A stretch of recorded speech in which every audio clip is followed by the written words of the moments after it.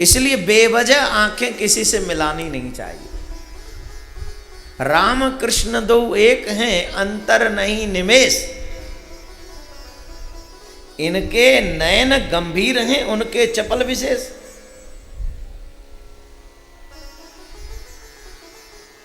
आप अगर बेवजह किसी की आंखों में आंखें डालकर उसे झांक कर देखेंगे, या तो क्रोध आएगा या मोहब्बत होगी, दोनों में से एक जरूर होगा। आप सिर्फ हाँ ना में जवाब दे दीजिए, हाँ जी कि ना जी। तुम्हें क्या हुआ है? क्या हुआ?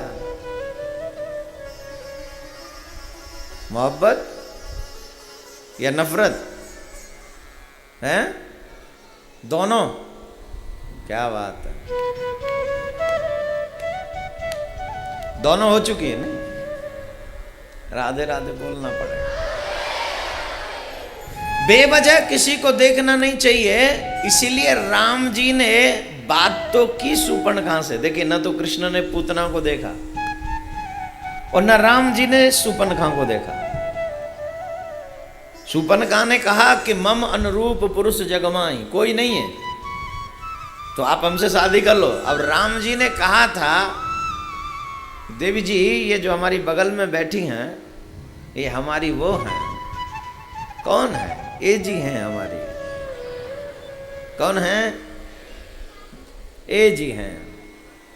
अच्छा, लेकिन राम जी ने देखा नहीं उसकी तरफ, तो किधर देखा? सीतई चितई कही प्रभु माता, आहई कुमार मोर लगो भ्राता। बात कर रहे हैं शूर्पणखा से, और देख किसको रहे हैं? जितने भी लोग यहां बैठे हैं सही डायरेक्शन में देखिएगा, आप गलत डायरेक्शन में देखेंगे तो गड़बड़ हो जाएगा। जो तुम्हारा है उसी की तरफ देखिए, जो तुम्हारा नहीं है उस तरफ मत झांकिए। क्यों? ये नैन पड़ेंगे रोए, ये दुख देंगे, तकलीफ देंगे। सीता जी की तरफ देखा राम जी ने। ईश्वर, ये शूर्पणखा कौन है? ये माया है, ये छलावा है, दिखावा है। भगवान माया की तरफ ज्यादा नहीं देखते। सीता कौन है? भक्ति है। राम कौन है? ईश्वर है। राम हमेशा भक्ति की तरफ, ईश्वर हमेशा भक्ति की तरफ ही देखता है, माया की तरफ नहीं देखता। माया को तो जो लक्ष्मी जी है ना, उनको कहते तुम चरणों में बैठो, यहीं बैठो चरणों में। तो मेरे भाई बहन, राम जी ने सीता जी की तरफ देखा और कह दिया कि जैसे तुम कुंवारी हो ना, वैसे हमारा भाई कुंवारा है, जाओ उससे बात करो। लक्ष्मण, अब लक्ष्मण कोई कुंवारे थोड़ी हैं।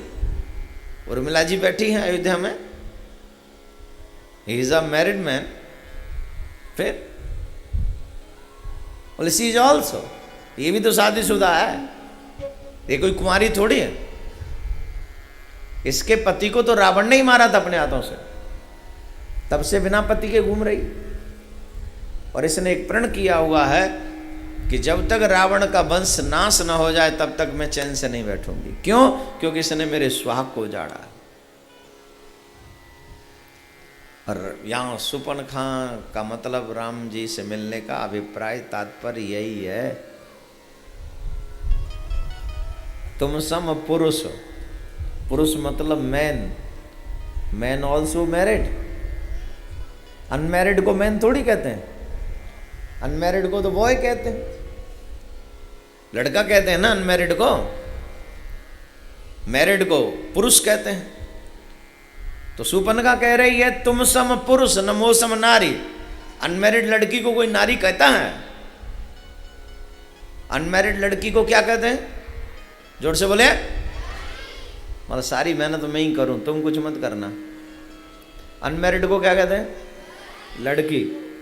और मैरिड को क्या कहते हैं? स्त्री, नारी। तो ये तो पहले ही अपना खुलासा कर दी, तुम सम पुरुष नमो सम नारी। क्यों मेरे समान नारी क्यों नहीं है? बोले इसलिए नहीं है, संसार में ऐसी नारी बहुत कम होंगी जो अपने भाई का ही विनाश चाहती हूँ, और मैं अपने भाई का विनाश चाहती हूँ क्योंकि उसने मेरे स्वाग को उजाड़ा है। कि ये राम कथा का भी चैप्टर है, कभी राम कथा लाइव टेलीकास्ट हो तो देखना सुनना,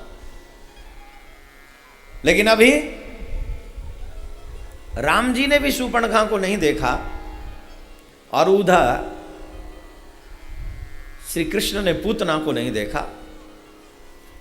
लेकिन जब पूतना कृष्ण के समीप गई तो कृष्ण ने निर्णय कर लिया कि मैं इसकी वो गति करूंगा जो मैया यशोदा के लिए सोच रखा। अब ऐसा क्यों? एक तरफ तो आप देख नहीं रहे हो और दूसरी तरफ इसकी इस परम गति की बात कर रहे हो। बोले इसलिए क्योंकि चाहे जैसी भी है मेरे पास आई, मुझे दूध पिलाने के भाव से है, तो जो मुझे दूध पिलाए उसकी दुर्गति नहीं, उसकी सदगति होनी चाहिए। तो जो गति यशोदा मैया की होगी वही गति इस पूतना की होगी। और धन्य है मेरे ठाकुर तेरे लिए, धन्य है। हे प्रभु तुम बड़े दयालु हो, हे गोविंद तुम बड़े कृपालु हो। अहो बकीयम स्तन कालकूटम, वो बकी वो पूतना अपने स्तन से कालकूट विष लगाकर आई है और उसका दूध पान करने के बाद, विष पान करने के बाद उसे परम गति प्राप्त तो सिर्फ आप ही करा सकते हो, और कौन कराएगा? बोलो राधे राधे। मेरे भाई बहन आप एक जवाब दीजिए, जो जहर पिलाने वाले का भी कल्याण कर दे, क्या वो तुम्हारा कल्याण नहीं करेगा? हैं? लेकिन जैसे पूतना चल के गई थी, तुम चल के जाओ तो सही उसके पास।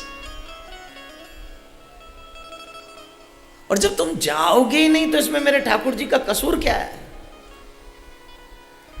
एक बार निकलो तो सही, इच्छा तो बनाओ कि मैं उससे मिलना है, मुझे उसे देखना है। जब वो इच्छा लेकर उससे मिलने जाओगे तो निश्चित तौर पर तुम्हें वो मिलेगा। पूतना को मिल सकता है, तुम्हें नहीं मिलेगा? जरूर मिलेगा।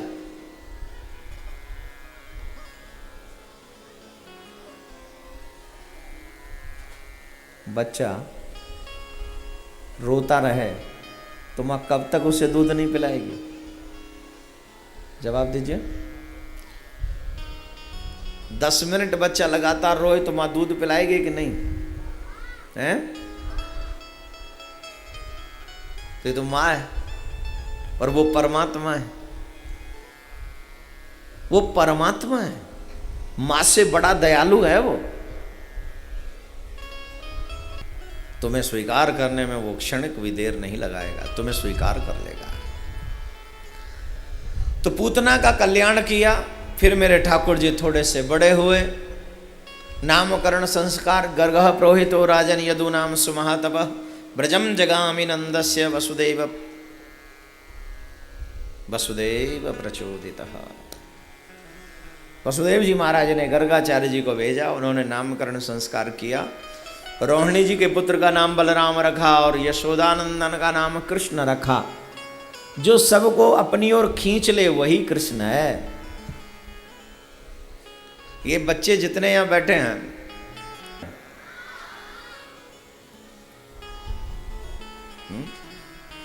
बताइए आप लोग, लग रहा है? किस किस का मन लग रहा है? हाथ उठाओ। मैं बच्चों से पूछ रहा हूं, लग रहा है? नीचे करो हाथ। सोचो, जिसकी कथा में तुम्हारा मन लग गया, जिसकी कथा इतनी सुंदर है, जिसकी कथा इतनी आनंदमयी है, जब उस परम पिता परमात्मा से तुम मिलोगे, उस कन्हैया से जब तुम मिलोगे, तो क्या तुम्हें कहीं और भटकने का मन करेगा? कहीं और जाने का मन करेगा?